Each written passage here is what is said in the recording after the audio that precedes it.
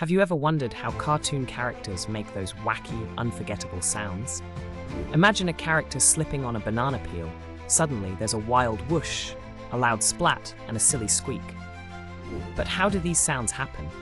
In real life, if someone slipped, you'd only hear a thud. The secret is called Foley, which is the art of creating sound effects using everyday objects. Skilled artists bang coconuts together to mimic horse hooves, or squish gelatin to sound like footsteps in mud. For cartoon noises, they get extra creative. A squeaky door hinge might become a clown's nose, or a balloon being rubbed makes a stretching sound for a character's face. Even character voices are exaggerated.